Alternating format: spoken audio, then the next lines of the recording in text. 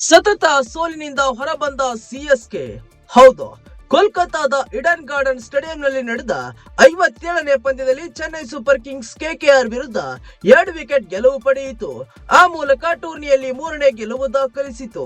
ಆದರೆ ಸೋತ ಕೆಕೆಆರ್ ತಂಡದ ಪ್ಲೇ ಆಫ್ ಸಾಧಿ ಇನ್ನಷ್ಟು ಕಠಿಣವಾಗಿದೆ. ನೂರಮ್ಮ ಸ್ಪಿನ್ ಮೋಡಿ ಹಾಗೂ ಡೆವಾಲ್ಡ್ ಬ್ರೇವಿಸ್ ಸ್ಫೋಟಕ ಅರ್ಧಶತಕದ ಬಲದಿಂದ ಚೆನ್ನೈ ಸೂಪರ್ ಕಿಂಗ್ಸ್ ತಂಡ ಕೋಲ್ಕತಾ ನೈಟ್ ರೈಡರ್ಸ್ ವಿರುದ್ಧ 2 ವಿಕೆಟ್ಗಳ ಅಮೋಘ ಗೆಲುವು ಪಡೆಯಿತು. ಕೆಕೆಆರ್ ನೀಡಿದ 180 ರನ್ ಗುರಿ ಹಿಂಬಾಲಿಸಿದ ಸಿಎಸ್ಕೆ 19.4 ಓವರ್ಗಳಿಗೆ 8 ವಿಕೆಟ್ ನಷ್ಟಕ್ಕೆ 183 ರನ್ ಗಳಿಸಿ ಜಯಗಳಿಸಿತು.